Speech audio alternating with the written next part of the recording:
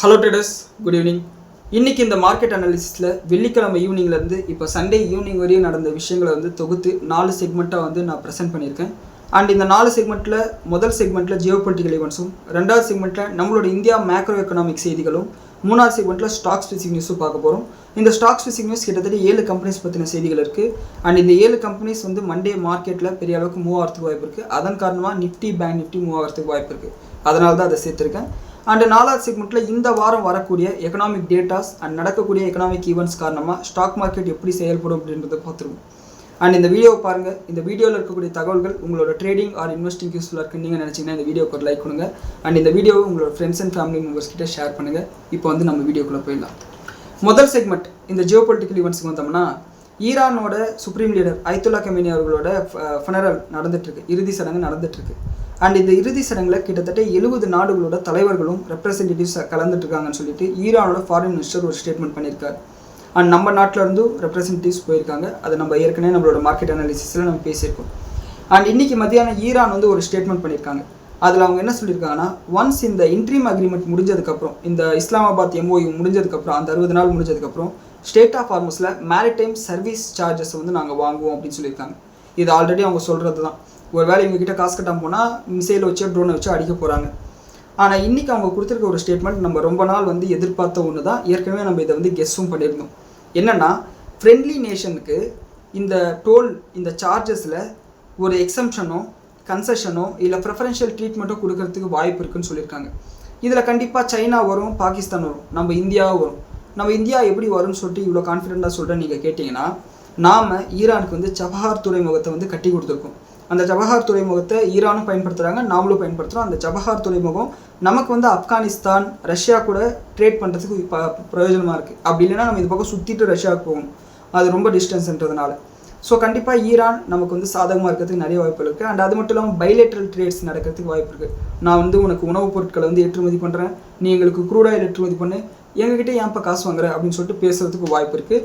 And ரொம்ப முக்கியமான ஒரு பாயிண்ட் என்னென்னா, பிரிக்ஸ் நாடுகளோட கூட்டமைப்பில் இந்தியா ரொம்ப முக்கியமான நாடு. அண்ட் பிரிக்ஸ் நாடுகளோட கூட்டமைப்பில் ஈரானும் ஒரு நாடு. ஸோ அதன் காரணமாக தான் 2 வாரத்துக்கு முன்னாடி இந்த பிரிக்ஸ் நாடுகளோட மீட்டிங் நம்மளோட இந்தியாவில் நடக்கும்போது ஈரானை சேர்ந்த ஃபாரின் மினிஸ்டர், ஈரானோட எனர்ஜி மினிஸ்டர்லாம் நம்மளோட இந்தியாவில் பேசிட்டு போனாங்க. ஸோ இதன் காரணமாக நம்மளோட இந்தியாவுக்கு கன்செஷனோ எக்ஸம்ஷனோ கிடைக்கிறதுக்கு வாய்ப்பு இருக்குது. அப்போ யார்கிட்ட தான் இந்த டோலை இந்த சார்ஜஸை வாங்குவான்னு பார்த்தீங்கன்னா, யூரோப்பியன் நாடுகள், நேட்டோவோட நாடுகள் கிட்ட வாங்குறதுக்கு வாய்ப்புகள் இருக்குது. அண்ட் இதுக்கு உடனே யூகேவும் ஃப்ரான்ஸ் பதில் கொடுத்துருக்காங்க. நாங்கள் எங்களோட மிலிட்ரியை ஸ்டேட் ஆஃப் ஹார்மஸ்க்கு அனுப்புகிறோம், இந்த ஸ்டேட் ஆஃப் ஹார்மஸில் ஃப்ரீடம் ஆஃப் நேவிகேஷன் நிலைநாட்டுறதுக்காக அப்படின்னு சொல்லியிருக்காங்க. அந்த மனுஷன் ட்ரம்ப் மார்ச் மாதத்தில் கெஞ்சாத குறை, நான் மட்டும் தனியாக சண்டை போட்டுட்ருக்கேன், நீங்கள் தானே ஸ்டேட் ஆஃப் ஹார்மஸில் க்ரூட் ஆயில் வாங்குறீங்க, கேஸ் வாங்குறீங்க, நீங்களும் உங்களோட ஆர்மி அனுப்புங்க, நேவி அனுப்புங்கன்னு சொல்லிட்டு கேட்டால் யாரும் வரல. நானாக போய் உன்னை சண்டைக்கு போக சொன்னேன்னு சொல்லிட்டு யாரும் வரல. ஆனால் இன்றைக்கி ஒரு பிரச்சனை ஒன்று அவங்க போயிருக்காங்க. இது எப்படி மாறப்போகுதுன்னு சொல்லிட்டு நம்ம வெயிட் பண்ணி பார்க்கணும். இன்றைக்கி மத்தியானத்துக்கு மேலே அமெரிக்காவோட ஒரு கார்கோ ஷிப்பை ஓமனோட டெரிட்டரி கிட்ட வந்துட்டுருக்கு. அப்படி வந்துட்டு இருக்கும்போது அடையாளம் தெரியாத சில பேர் அதை தாக்குதல் பண்ணியிருக்காங்க. இது எப்படி எஸ்கலேஷன் ஆக போகுதுன்னு சொல்லிட்டு நம்ம வெயிட் பண்ணி பார்க்கணும். ஒரு 3 வாரத்துக்கு முன்னாடி இப்படி தான் ஒரு அப்பாச்சி ஹெலிகாப்டர் சுட்டு வீழ்த்தப்பட்டதுக்கு மறுபடியும் பிரச்சனை பெருசு பண்ணாங்க. அண்ட் என்ன ஏதுன்னு சொல்லிட்டு வெயிட் பண்ணி பார்க்கணும். அண்ட் சவுதி அரேபியாவுக்கு யமனில் இருக்கக்கூடிய ஹவுத்தீஸ் வார்னிங் கொடுத்துருக்காங்க. இந்த ஹவுத்தீஸும் ஹிஸ்புல்லா மாதிரி அமாஸ் மாதிரி ஈரானோட ஒரு ப்ராக்ஸி தான். இந்த ஹவுத்தீஸ் என்ன சொல்லியிருக்காங்கன்னா, சவுதி அரேபியா எங்களோட டெரிட்டரிக்குள்ளார அத்துமீறி நுழைஞ்சாலோ எங்களுக்கு ஏதாவது ஒரு அச்சுறுத்தலை உருவாக்கினாலோ நாங்கள் பதிலுக்கு தாக்குதல் நடத்துவோம்னு சொல்லியிருக்காங்க. ஆனால் இதை நம்ம அந்தளவுக்கு சீரியஸாக எடுத்துக்க வேண்டிய அவசியம் இல்லை. ஏன்னா சவுதி அரேபியா, கத்தார் ஈரானோட ஒரு அண்டர்ஸ்டாண்டிங் வந்துட்டாங்க. ஸோ அதனால் ஹவுத்தீஸ் மிகப்பெரிய அளவுக்கு அவங்க மேலே அட்டாக் பண்ண மாட்டாங்கன்னு சொல்லிட்டு நம்ம எதிர்பார்க்கலாம். அண்ட் அது மட்டும் இல்லாமல் நீங்கள் போன மாதம் நடந்த எல்லா அட்டாக்ஸ்லையும் பார்த்தீங்கன்னா, சவுதி அரேபியா மேலே, கத்தார் மேலே மிகப்பெரிய அளவுக்கு தாக்குதலை ஈரான் பண்ணலை. Jordan, Bahrain, United Arab Emirates, Kuwait மேலே தான் மிகப்பெரிய தாக்குதலை பண்ணிட்டு இருந்தாங்க. ஸோ அதுலேயே நமக்கு எவிடெண்ட்டாக தெரிஞ்சுது. ஸோ இந்த எஸ்கலேஷன், இந்த த்ரெட் எஸ்கலேஷனாக மாறாதுன்னு சொல்லிட்டு நம்ம நம்பலாம். இந்த ஸ்டேட் ஆஃப் ஹார்மஸ் பிரச்சனையில் பெரிய அளவுக்கு பாதிக்கப்பட்டது நம்மளோட இந்திய பொருளாதாரம்னு சொல்லலாம். ஆனால் அந்த பாதிப்பு பெரிய அளவுக்கு நம்மளோட கவர்மெண்ட் நம்ம காட்டலை. அதை தடுத்து நிறுத்திட்டாங்க. இந்த பிரச்சனை 3.5 மாதம் போச்சுன்னா 2.5 மாதத்துக்கு நம்மளுக்கு பெட்ரோல் விலை ஏற்றலை. மே மாதத்துக்கு மேலே தான் பெட்ரோல் விலை ஏற்றுறாங்க. ஸோ இந்த மாதிரி பெட்ரோல் விலையை லேட்டாக ஏற்றுனது நம்மளோட ஒரே ஒரு நாடு தான். பாகிஸ்தானாக இருக்கட்டும், சைனாவாக இருக்கட்டும், யூரோப்பியன் கண்ட்ரிஸாக இருக்கட்டும், அமெரிக்கா உட்பட எல்லாருமே பெட்ரோல், டீசல், கேஸ் விலையை ஏற்றுனாங்க. 60% வரையும் ஏற்றுனாங்க. ஆனால் நம்ம நாட்டில் 9% வரையும் தான் ஏற்றுனாங்க. இதை ரொம்ப எஃபிஷியண்ட்டாக மாற்றினாங்க. இருந்தாலும் கூட நம்ம தான் வந்து எஃபிஷியண்ட்டாக வந்து சமாளிச்சிட்டோம்னு சொல்லிட்டு கேர்லெஸ்ஸாக இருக்கக்கூடாது. வரும் வருஷங்களில் நம்ம வந்து இதுலேருந்து 2 விஷயங்களை வந்து மாற்றிக்கணும். ஒன்று, இந்த எலக்ட்ரிக் வெஹிக்கிள் எத்தனால் கலக்கிறத அதிகப்படுத்தி நமக்கு வந்து க்ரூட் ஆயில் இம்போர்ட்ஸை கம்மி பண்ணணும். இது ஒரு விஷயம். அப்படி இல்லையா, நம்மளோட ஆயில் இந்தியா, ஓஎன்ஜிசி, வேதாந்தாவோட ஆயில் அண்ட் நேச்சுரல் கேஸ் கிட்ட, தம்பி நீ போய் க்ரூட் ஆயில் எங்கே வேணுமோ தோண்டி எடு, நீ வந்து எதுவும் வந்து உனக்கு டேக்ஸ் எல்லாம் நீ கட்ட தேவைன்னு சொல்லிட்டு எக்ஸம்ஷன் கொடுக்கணும். அவங்களுக்கு வந்து பார்த்திங்கன்னா ஒரு இன்சென்டிவ் ஸ்கீம் மாதிரி ஒன்று கொடுக்கணும். இப்போ எப்படி டேட்டா சென்டர்ஸ்க்கெல்லாம் டேக்ஸ் ஹாலிடே கொடுத்தாங்க, அந்த மாதிரி ஏதாவது கொடுக்கணும். இது வந்து நேரடியாக வந்து கவர்மெண்ட்டுக்கு ரெவன்யூ லாஸ் வந்தாலும் கூட, இப்போ எவன்கிட்டயோ நம்ம க்ரூட் ஆயில் வாங்கிட்டு இருக்குது, நம்ம கம்பெனிக்கிட்ட வாங்கினா அது அந்த பணத்தை வந்து நம்ம டாலராக வந்து கொடுக்க வேண்டிய அவசியம் இருக்காது. இதனால் அந்நிய செலாவணி வந்து நமக்கு பெரிய அளவுக்கு தேவைப்படாது, நம்மளோட ருப்பீ ஸ்ட்ரென்த்தன் ஆகும். இதை வந்து கவர்மெண்ட் வந்து யோசிப்பாங்க, கண்டிப்பாக யோசிச்சிருப்பாங்க. அதன் காரணமாக தான் யுனைடெட் அரப் எமிரேட்ஸோட 5 பில்லியன் பேரல் அளவுக்கு க்ரூட் ஆயில் வந்து நம்ம இந்தியாவில் வந்து ஸ்டோர் பண்ணுறதுக்கு பிளான் பண்ணியிருக்காங்க. ஜப்பானோடையும் அவங்களோட க்ரூட் ஆயில் ரிசர்வை நம்மளோட இந்தியாவில் ஸ்டோர் பண்ணுறதுக்கு ஒரு அக்ரிமெண்ட்டை போட்டிருக்காங்க போன வாரம். ஸோ என்ன ஏதுன்னு வெயிட் பண்ணி பார்க்கணும். 2வது விஷயம், இந்த அமெரிக்கா வந்து உலகத்தோட வல்லாதிக்க நாடு. இஸ்ரேல் கிட்ட இல்லாத டெக்னாலஜியில் அவங்களோட முசாத் உளவுத்துறை வந்து பார்த்திங்கன்னா மிக சாதுரியமான ஒரு உளவுத்துறைன்னு சொல்லலாம். அப்படிப்பட்ட 2 சக்தி வாய்ந்த நாடுகளை ஈரான் அவங்க வழிக்கு கொண்டு வந்தது இந்த ஸ்டேட் ஆஃப் ஹார்மோஸில் அவங்க பண்ண வேலையினால தான். இது வந்து ஈரான் நமக்கு வந்து லெசன் எடுத்திருக்காங்கன்னு சொல்லலாம். ஈரானோட இந்த ஸ்ட்ராட்டஜியை நம்ம அப்படியே வந்து ஃபாலோ பண்ணணும். நாம் இந்த பக்கம் மலாக்கா ஸ்டேட்டில் அந்தமான் நிக்கோபாரில் வந்து கிரேட் நிக்கோபார் ப்ராஜெக்டை பண்ணி நம்மளோட கண்ட்ரோல் கொண்டு வந்துட்டோம்னா, நாளை பின்ன சைனா எப்பயாவது நம்மக்கிட்ட ஒம்புக்கு கொண்டு வந்து, தம்பி கப்பல் போகாது பார்த்துக்கோப்பா அப்படின்னு சொல்லிட்டு நம்ம வந்து கண்ட்ரோல் பண்ண முடியும். இதையும் வந்து நம்ம ஒரு பாசிட்டிவ் விஷயமாக பார்க்கலாம். இது எல்லாத்தையும் நம்ம செஞ்சோம்னா அது நம்மளோட நாட்டுக்கு ரொம்ப நல்லதாக இருக்கும். அண்ட் அடுத்து இந்த பக்கம் ரஷ்யா உக்ரைன் பிரச்சனைக்கு வந்தோம்னா, அவனுங்க 5 வருஷமாக சண்டை போட்டுட்டு இருக்கானுங்க. எனக்கு நல்லா ஞாபகம் இருக்குது, 2021-22 க்ரூட் ஆயிலோட விலை இதே மாதிரி ஏறிச்சு. அதுக்கப்புறம் மறுபடியும் கூல் டவுன் ஆகிடுச்சுன்னு வச்சுக்கோங்களேன். இப்போது வெள்ளிக்கிழமை வந்து நம்மளோட மார்க்கெட் அனாலிசிஸில் நம்ம பார்த்துருந்தோம், சைனா வந்து ரஷ்யாவோட மிலிட்ரிக்கு வந்து ட்ரைனிங் கொடுக்குறாங்கன்னு சொல்லிட்டு ராய்ட்டர்ஸோட ரிப்போர்ட்டில் ரிலீஸ் ஆகிருந்தது. இதை கேட்டுட்டு ஜெர்மனி வந்து என்ன சொல்லியிருக்காங்கன்னா, சைனாவோட அம்பாசிடர் கூப்பிட்டு, தம்பி இந்த மாதிரி செய்தி வந்திருக்கே உண்மையா அப்படின்னு சொல்லிட்டு கேட்டிருக்காங்க. இது இப்படி இருக்கும்போது யூரோப்பியன் நாடுகள் வந்து உக்ரைனுக்கு $80 பில்லியன் அளவுக்கு இராணுவ உதவிகள் பண்ண போகிறதா வந்து பார்த்திங்கன்னா செய்திகள் வந்து வெளியே வந்திருக்கு. இதை வந்து கண்டிப்பாக ரஷ்யா வந்து மறுபடியும் டென்ஷன் ஆகும். அண்ட் அது மட்டும் இல்லாமல் உக்ரைன் வந்து ரஷ்யாவில் செயின்ட் பீட்டர்ஸ்பர்க் ஆயில் டெர்மினல் மேலே அட்டாக் பண்ணியிருக்காங்க, ட்ரோன் அட்டாக். ஆல்ரெடி இந்த மாதிரி ஆயில் ரிசர்வாயர்ஸ் மேலே வந்து ட்ரோன் அட்டாக் பண்ணதுனால மிகப்பெரிய அளவுக்கு பெட்ரோல் டீசல் தட்டுப்பாடு வந்து ரஷ்யாவில் இருக்குது. மறுபடியும் இவங்க இந்த மாதிரி பண்ணுறது ரஷ்யாவுக்கு வந்து ரொம்ப ஒரு நெகட்டிவான விஷயமாக வரும். ஆனால் இந்தியாவுக்கு அது பாசிட்டிவான விஷயமாக மாறும். காரணம் என்னென்னா, இந்தியாவோட ஆயில் மினிஸ்டர் வந்து போன வாரம் சொன்ன ஸ்டேட்மெண்ட் என்னென்னா, நாங்கள் இந்த தேர்ட் பார்ட்டி ட்ரேடர்ஸ் மூலிமா, அதாவது நயாரா மாதிரியான ட்ரேடர்ஸ் மூலிமா இந்த டீசலை வந்து ரஷ்யாவுக்கு விற்கலான்னு சொல்லிட்டு பிளான் பண்ணியிருக்கோம் அப்படின்னு சொல்லிட்டு சொல்லியிருந்தாங்க. இது நம்மளோட இந்தியாவுக்கு ஒரு பாசிட்டிவான விஷயமாக பார்க்கப்படுது. ஸோ என்ன ஏதுன்னு சொல்லிட்டு வெயிட் பண்ணி பார்க்கணும். அண்ட் பிரசிடென்ட் புட்டின் வந்து என்ன சொல்லியிருக்காருன்னா, இந்த செயின்ட் பீட்டர்ஸ்பர்க் ஆயில் டெர்மினல் மேலே அட்டாக் பண்ணதுக்கப்புறம் ரஷ்யா மேலே உக்ரைன் மேலே ஒரு மிகப்பெரிய ஒரு லார்ஜ் ஸ்கேல் அட்டாக் வந்து ஸ்டார்ட் பண்ணுங்கன்னு சொல்லியிருக்காங்க. ஸோ எஸ்கலேஷன் ஆகிட்டே இருக்குது, என்ன ஏதுன்னு சொல்லிட்டு வெயிட் பண்ணி பார்க்கணும். அண்ட் அமெரிக்கா பக்கம் வந்தோம்னா, பிரசிடென்ட் ட்ரம்ப்புக்கு புட்டின் வந்து ஃபோன் பண்ணியிருக்காரு. ஏன்னா ஜூலை 4ஆம் தேதி அமெரிக்காவோட 250வது இண்டிபெண்டன்ஸ் டே. இந்த அமெரிக்கா வரலாறுன்றது வந்து பார்த்திங்கன்னா ரொம்ப காமெடியாக இருக்கும். ஆக்சுவலாக இப்போ அமெரிக்காவில் இருக்கிறவங்க யாருமே அமெரிக்கன்ஸ் கிடையாது. ஏன்னா அமெரிக்காவில் இப்போ வெள்ளைக்காரங்க இருக்காங்க இல்லையா, அவங்க எல்லாருமே யூரோப்லேருந்து அங்கே போனவங்க. அங்கே இருக்கக்கூடிய கருப்பினத்தவர்கள் இந்த யூரோப்பியன்ஸால் ஆஃப்ரிக்காவிலேருந்து அடிமைகளாக கொண்டு போனவங்க. ஆனால் நேட்டிவ் அமெரிக்கன்ஸை கம்ப்ளீட்டாக வந்து வைப் அவுட் பண்ணிட்டாங்க. ஸோ இப்போ நேட்டிவ் அமெரிக்கன்ஸாக இருக்கிறவங்க யாருமே அங்கே இல்லை. இந்த வரலாறுலாம் வந்து பார்த்திங்கன்னா ரொம்ப அழகாக இருக்கும். இதை வந்து எப்பயாவது நம்ம ஃப்ரீயாக இருக்கும்போது பேசலாம், உங்களுக்கு விருப்பம் இருந்தால். ஸோ இவர் வந்து இதுக்கு வாழ்த்து தெரிவிச்சுட்டு கிட்டத்தட்ட 1 மணி நேரம் வந்து ட்ரம்ப் கூட பேசியிருக்காரு. ட்ரம்ப் வந்து நான் உக்ரைனோட ஒரு டீலை ஏற்படுத்துறதுக்கு நான் உங்களுக்கு உதவுறேன்னு சொல்லிட்டு ப்ராமிஸ் பண்ணிக்கிறதா சில ஸ்டேட்மெண்ட் வந்திருக்கு. அண்ட் அது மட்டும் இல்லாமல் பிரசிடென்ட் ட்ரம்ப் வந்து என்ன சொல்லியிருக்காங்கன்னா, நான் இந்த கெமேனி அவர்களோட ஃபினரல் இறுதி சடங்கு வந்து மானிட்டர் பண்ணிகிட்டு இருக்கேன். நான் வந்துட்டு தடுக்காமல் இருந்தேன்னா இஸ்ரேல் வந்து ஈரானோட லீடர்ஸை வந்து கொல்றதுக்கு வந்து பிளான் பண்ணியிருந்தாங்க. எனக்கு வந்து இந்த நெகோசியேஷன் போகணும், நியூக்ளியர் டீல்ஸ் வந்து முடிச்சுக்கணும்னு சொல்லிட்டு தான் விருப்பம். அதனால தான் இந்த அட்டாக்ஸை வந்து நான் ஸ்டாப் பண்ணி வச்சிருக்கேன்னு சொல்லியிருக்காரு. அண்ட் அது மட்டும் இல்லாமல் ஈரான் எங்ககிட்ட ஒரு டீலை ஏற்படுத்திக்கிறதுக்காக கெஞ்சிக்கிட்டு இருக்காங்கன்னு சொல்லியிருக்காங்க. ஸோ இதை நம்ம முழுக்க மறுக்கவும் முடியாது. பேக்டோர் சேனல்ஸில் பேச்சுவார்த்தை போகுதுன்னு சொல்லிட்டு மார்ச் மாதமே அவர் சொன்னார். அப்போ வந்து எல்லோரும் வந்து ஈரானே இல்லைன்னு சொல்லிட்டாங்க, இவர் என்ன சும்மா சொல்லிட்டு இருக்கான்னு சொல்லிட்டு பார்த்தோம். ஆனால் பல முறை வந்து நம்மளுக்கு விசிபிளாக நமக்கு தெரிஞ்சது, சட்டுன்னு ஏப்ரல் 8ஆம் தேதி விடியற் காலையில் பாகிஸ்தான் சொன்னதுனால நாங்கள் ஒத்துக்கிட்டோம்னு சொல்லிட்டு சொன்னாங்க. அண்ட் அதே மாதிரி போன வாரத்துக்கு முந்தின வாரம் வந்து பெர்கன்ஸ்டாக் சுவிட்சர்லாந்தில் வந்து பேச்சுவார்த்தை கேன்சல்னு சொல்லிட்டு கடைசியில் காலையில் 6 மணிக்கு வந்து பேச்சுவார்த்தை பண்ணலாம் அப்படின்னு சொல்லிட்டாங்க. போன வாரம் பார்த்தீங்கன்னா இந்த எஸ்கலேஷன் இருக்குது, மறுபடியும் சண்டை போட போகிறோன்னு ஆரம்பித்தவங்க கரெக்டாக வந்து நைட்டு 1 மணி 2 மணிக்கு வந்து ஓகே நாங்கள் வந்து செவ்வாய்க்கிழமை உட்காந்து பேச போகிறோம்னு சொல்லிட்டாங்க. செவ்வாய்க்கிழமை ஃபுல்லாக இன்டைரக்ட் டேக்ஸ் தான் வந்து பண்ணாங்க கத்தாரில் வச்சு.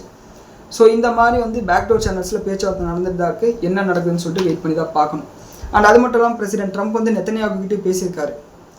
அப்படி பேசினதில் ஹூ இஸ் த பாஸ் அப்படின்னு சொல்லிட்டு நெத்தனியாகுக்கு தெரியும் அப்படின்னு சொல்லிட்டு சொல்லியிருக்காரு. அண்ட் அது மட்டும் இல்லாமல் நார்த் கொரியாவோட பிரசிடென்ட் கிம் ஜாங் உன் இருக்கார் இல்லையா, அவர் வந்து அவங்களோட டிஸ்ட்ராயர் கப்பல்லேருந்து மிசைல் லான்ச் பண்ணி டெஸ்ட் பண்ணியிருக்காங்க. காரணம் வந்து ட்ரம்ப்போட பார்வை அடுத்து நார்த் கொரியா பக்கம் போகிறதுக்கு நிறைய வாய்ப்பு இருக்குது. தலைவன் ஒரு நாட்டை விடுறதில்ல. நம்ம மேலே வந்து டேரிஃப் வார் போட்டார், சைனா மேலே டேக்ஸ் போட்டார், அந்த பக்கம் கிரீன்லாண்ட் வந்து எனக்கு வேணும்னு சொல்லிட்டு பஞ்சாயத்து பண்ணார், கியூபாவில் வந்து பஞ்சாயத்து பண்ணார், கியூபாவுக்கு வந்து க்ரூட் ஆயிலே வராமல் வந்து தடுத்து நிறுத்தினார், வெனிசுலாவில் போய் பிரசிடெண்ட்டை தூக்குனார், இப்போ ஈரானில் கலாட்டா பண்ணார், இட்டாலி பிரைம் மினிஸ்டர் கிட்ட வம்பிழுத்தார், உக்ரைனில் வந்து அவரோட பிரசிடெண்ட் வந்து அவமானப்படுத்தினார், இப்போ வந்து நார்த் கொரியாவுக்கு போக போகிறாரு. மொத்த உலகத்துக்கூடயே வந்து பிரச்சனை பண்ணி வச்சுருக்காரு. அண்ட் இப்போதைக்கு இதுதான் வந்து ஜியோ பொலிட்டிக்கலில் இருக்கக்கூடிய விஷயங்கள். அண்ட் நம்மளோட மேக்ரோ எக்கனாமிக் நியூஸுக்கு வந்தோம்னா, நம்மளோட பிரைம் மினிஸ்டர் மோடி அவர்கள் வந்து 3வது செமிகண்டக்டர் உற்பத்தி ஆலை வந்து உத்தரப்பிரதேஷில் வந்து நொய்டா கிட்ட வந்து ஓப்பன் பண்ணி வச்சுருக்காரு. அண்ட் இது யாருக்கு சொந்தம்னு பார்த்தீங்கன்னா HCL குரூப்புக்கும் ஃபாக்ஸான் குரூப்புக்கும். HCL உடனே இங்கே HCL டெக்னாலஜிஸ் வந்து நினச்சிக்கூடாது. HCL டெக்னாலஜிஸோட பேரண்ட் கம்பெனி இருப்பாங்க ப்ரொமோட்டர்ஸ், அவங்களோட குரூப்பு. மேபி நாளைக்கு இது பாசிட்டிவாக ரியாக்ட் ஆகிறதுக்கு வாய்ப்பு இருக்குது. வெயிட் பண்ணி தான் நம்ம பார்க்கணும். அண்ட் இந்த 3வது செமிகண்டக்டர் பிளான்ட்டோட இன்வெஸ்ட்மெண்ட் வந்து 3800 கோடி ரூபான்னு சொல்லியிருக்காங்க.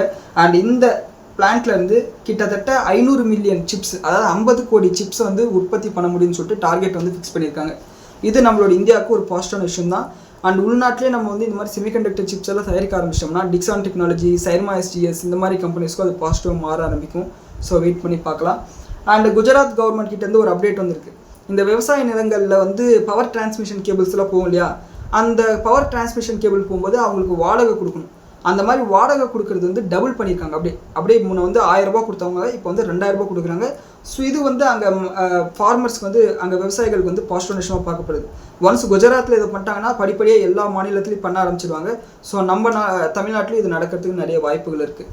அண்ட் அமேசான் கிட்டேருந்து ஒரு அப்டேட் வந்திருக்கு. இந்தியாவில் இந்த 2026 மட்டும் கிட்டத்தட்ட 2800 கோடி ரூபா அளவுக்கு முதலீடு பண்ண போகிறதா சொல்லியிருக்காங்க. எதுக்குன்னா இவங்களோட அந்த சப்ளை செயின் நெட்வொர்க் வந்து பெருசு பண்ணுறதுக்காக சொல்லியிருக்காங்க.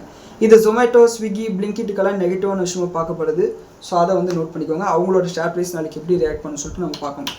அண்ட் அடுத்து FSI வந்து ரெட்புல்லு, ஸ்டிங்குக்கெல்லாம் வந்து பார்த்தீங்கன்னா நோட்டீஸ் அமைச்சிருக்காங்க. நீங்கள் வந்து உங்கள் ஜூஸ் பாட்டில் வந்து எனர்ஜி ட்ரிங்க்னு போட்டிங்க, FSI ரெகுலேஷன் படி எனர்ஜி ட்ரிங்க்ன்ற ஒரு கேட்டகரியே கிடையாது, அந்த மாதிரி போடக்கூடாது அப்படின்னு சொல்லியிருக்காங்க.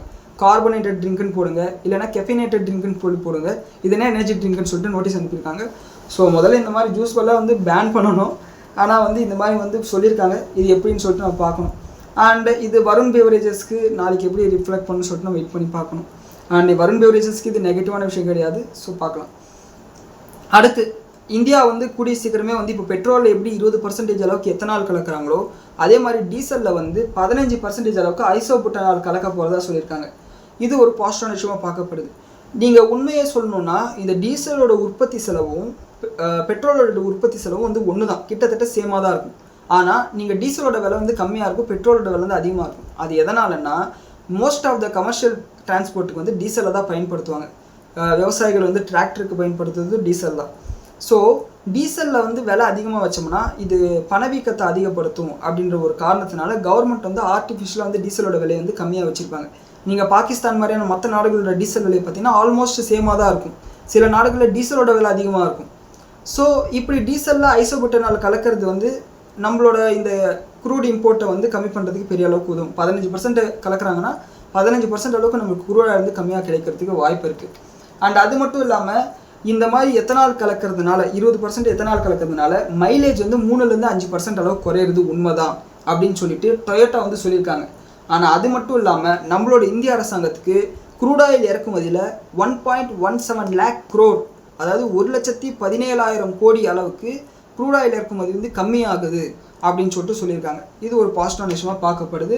அண்ட் டொயோட்டா என்ன சொல்லியிருக்காங்கன்னா இந்த மாதிரி E20 யூஸ் பண்ணுறதுனால எங்களோட காருக்கு வந்து பெருசாக எந்த டேமேஜ் இருக்காது, இன்ஜின் டேமேஜ் வந்து நடக்காது அப்படின்னு சொல்லிட்டு இருக்காங்க. இதையும் வந்து நோட் பண்ணிக்கோங்க. அண்ட் இன்றைக்கி இந்தியா இஸ்ரேலுக்கு நடுவில் பைலேட்ரல் இன்வெஸ்ட்மெண்ட் அக்ரிமெண்ட் வந்து ஸ்டார்ட் ஆக போகுது. அண்ட் ஒரே நேரத்தில் அமெரிக்கா கிட்டேயும் ரஷ்யா கிட்டேயும் அதே மாதிரி இஸ்ரேல் கிட்டேயும் ஈரான் கிட்டேயும் ஃப்ரெண்டாக இருக்கிறதுக்கு நம்மளால தான் முடியும். ஸோ இது ஒரு பாசிட்டிவ் விஷயமாக பார்க்கப்படுது. அண்ட் நம்மளோட ஜெய்சங்கர் அவர்கள் இந்த ஒரு வாரத்தில் மட்டும் Qatar, Bahrain, Kuwait, Oman, Belgium, அப்புறம் அமெரிக்கா இந்த 6 நாடுகளுக்கும் வந்து சுற்றுப்பயணம் போக போகிறாரு. இதை நோட் பண்ணிக்கோங்க. அண்ட் முக்கியமாக அமெரிக்காவில் போய் பேசும்போது இந்த ட்ரேட் டீலை பற்றி ஏதாவது அனௌன்ஸ்மெண்ட் வரதுக்கு வாய்ப்பு இருக்குது. வெயிட் பண்ணி பார்க்கலாம். அண்ட் போன வாரம் ஜப்பானோட பிரைம் மினிஸ்டரும் நம்மளோட பிரைம் மினிஸ்டர் வந்து சந்திச்சாங்க. நம்மளோட பிரைம் மினிஸ்டர் வந்து லிட்டில் சிஸ்டர் அப்படின்னு சொல்லிட்டு அவங்கள கூப்பிட்டாங்க. இது எல்லாத்தையும் பார்த்துட்டு சைனாக்காரன் நீங்கள் வந்து ஒன்றா சேர்ந்து பேசுறதுலாம் ஓகேப்பா, இதனால் எங்களுக்கு எந்த பிரச்சனையும் வரக்கூடாது, இன்னொரு கண்ட்ரிக்கு வந்து பிரச்சனை வரக்கூடாதுன்னு சொல்லியிருக்காங்க. அண்டு இது வந்து பார்த்திங்கன்னா ஒரு பாசிட்டிவான விஷயமாக தான் நம்ம பார்க்கணும். ஒரு இந்தியனாக வந்து இதை நம்ம சந்தோஷமாக பார்க்கணும். அண்ட் போன வாரம் வந்து ஜப்பானோட இந்த அக்ரிமெண்ட் நடக்கும்போது ஜாயிண்ட் மிலிட்ரி எக்ஸசைஸ் வந்து அறிவிச்சிருந்தாங்க. அதாவது ஜப்பானோட ஒரு டிஸ்ட்ராயர் கப்பல் நம்மளோட நேவியோட வந்து ஜாயிண்ட் ஆப்ரேஷன் பண்ண போகிறதா சொல்லியிருந்தாங்க, மிலிட்ரி எக்ஸசைஸ் பண்ண போகிறதா சொல்லியிருந்தாங்க. ஸோ அப்போ வந்து நம்மளோட டாக்டிக்ஸ் வந்து ஜப்பான் கற்றுப்பாங்க, ஜப்பானீஸோட டாக்டிக்ஸை வந்து நம்ம கற்றுக்கிறதுக்கு நிறைய வாய்ப்புகள் இருக்குது. இது வந்து பார்த்திங்கன்னா நம்மளோட புவிசார் அரசியலில் ஒரு முக்கியமான விஷயமாக பார்க்கப்படுது. அடுத்து 3வது செக்மெண்ட் ஸ்டாக் ஸ்பெசிஃபிக் நியூஸுக்கு வந்தோம்னா, HDFC பேங்க் அவங்களோட ஜூன் குவார்ட்டருக்கான ஃபஸ்ட்டு குவார்ட்டருக்கான பிஸ்னஸ் அப்டேட் வந்து பண்ணியிருக்காங்க.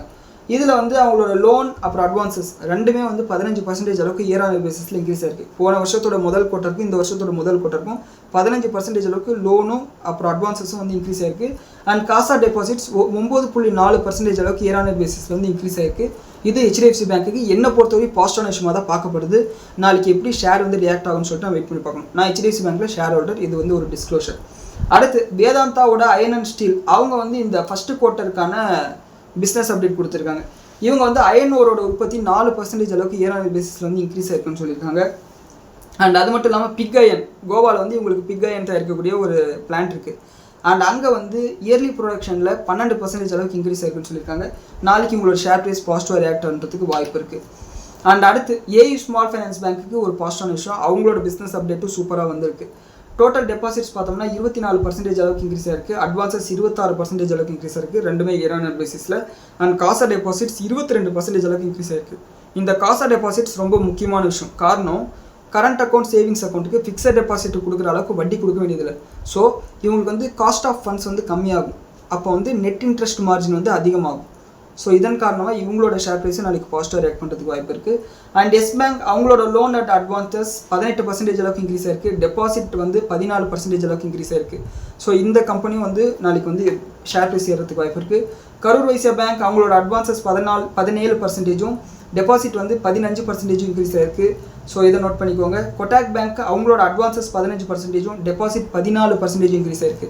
போன வாரமே இந்த பேங்க் ஆஃப் பரோடா பிரச்சனை நடக்காமல் இருந்திருந்தால் நம்மளோட பேங்க் நிஃப்டி சப்போர்ட் பண்ணியிருந்தால் நம்மளோட நிஃப்டி வந்து 24,500 கிராஸ் பண்ணி போயிருக்கும். ஸோ இந்த வாரம் ஆஸ் ஆஃப் நோ வந்து ஒரு 4 பேங்க் பக்கத்தில் வந்து பிஸ்னஸ் அப்டேட் கொடுத்துருக்காங்க. ஸோ இந்த வாரம் வந்து பேங்க் நிஃப்டி பாசிட்டிவாக ரியாக்ட் பண்ணி ஒரு 1000 பாயிண்ட் 2000 பாயிண்ட் ஏறும்னு சொல்லிட்டு நம்ம எதிர்பார்ப்போம். அண்ட் சக்தி பம்புக்கு மகாராஷ்டிரா ஸ்டேட் எலக்ட்ரிசிட்டி டிபார்ட்மெண்ட் கிட்டேருந்து ஒரு ஆர்டர் கிடச்சிருக்கு. இந்த ஆர்டர் என்னென்னா 15,000 சோலார் பம்ப்ஸை வந்து இந்த டிபார்ட்மெண்ட்டுக்கு சப்ளை பண்ணணும்.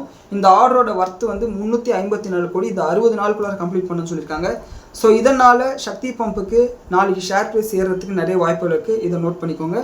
அண்ட் அடுத்து லாஸ்ட் செக்மெண்ட் எக்கனாமிக் கேலண்டர், அதாவது அடுத்த வாரம் நடக்கக்கூடிய முக்கியமான பொருளாதார நிகழ்வுகள். திங்கட்கிழமை நாளைக்கு பார்த்தோம்னா, அதாவது இன்னைக்கு ஒரு வேளை நீங்கள் வீடியோ பார்த்துட்டு இருந்தீங்கன்னா அமெரிக்காவோட PMI டேட்டா, ஜூன் மாதத்துக்கான PMI டேட்டா வந்து ரிலீஸ் பண்ண போகிறாங்க. அண்ட் செவ்வாய்க்கிழமை பெருசாக எந்த ஒரு எக்கனாமிக் ஈவெண்ட்டும் இல்லை. புதன்கிழமை அமெரிக்காவோட க்ரூட் ஆயில் இன்வென்ட்ரிஸ் வந்து எவ்வளோ இருக்குன்னு சொல்லிட்டு டேட்டா வரும். இது வாரம் வரது தான். அண்ட் புதன்கிழமை நைட்டு ஒரு 11:30 மணிக்கு பார்த்தீங்கன்னா ஃபெட்டோட FOMC மீட்டிங்கோட மினிட்ஸ் வந்து ரிலீஸ் ஆகும். அந்த FOMC மீட்டிங்கில் என்ன பேசுனாங்கன்ற டீட்டெயில்ஸ் வந்து ரிலீஸ் ஆகும். அதையும் வந்து நோட் பண்ணிக்கோங்க. அண்ட் தேர்ஸ்டே பார்த்தோம்னா அமெரிக்காவோட இனிஷியல் ஜாப்லெஸ் கிளைம்ஸ், என்கிட்ட வேலை இல்லைங்க அப்படின்னு சொல்லிட்டு கிளைம்ஸ் டேட்டா வந்து வரப்போகுது. அண்ட் அடுத்து அமெரிக்காவோட ஹோம் சேல்ஸ் டேட்டா வந்து ரிலீஸ் ஆக போகுது வியாழக்கிழமை. வெள்ளிக்கிழமை பார்த்தீங்கன்னா ஆஸ் யூஷுவல் இந்தியாவோட ஃபாரெக்ஸ் ரிசர்வ்ஸோட டேட்டா வந்து ரிலீஸ் ஆகும். அண்ட் முக்கியமாக வந்து இன்டர்நேஷ்னல் எனர்ஜி ஏஜென்சியோட மந்த்லி ரிப்போர்ட்டும் வந்து பார்த்திங்கன்னா ரிலீஸ் ஆகும். அண்ட் உலகம் ஃபுல்லாக வந்து இப்போதைக்கு எவ்வளோ க்ரூட் ஆயில் வந்து உற்பத்தி ஆகிட்டு இருக்குது, எவ்வளோ வந்து தேவை இருக்குது, எவ்வளோ வந்து ஸ்டாக்கில் ஸ்டோரேஜாக இருக்குன்னு சொல்லிட்டு டேட்டா வரும்.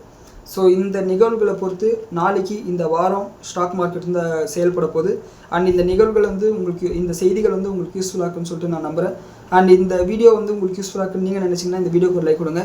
இந்த வீடியோவை உங்களோட நண்பர்களுக்கும் ஃபேமிலி மெம்பர்ஸுக்கும் ஷேர் பண்ணுங்கள். நன்றி, வணக்கம்.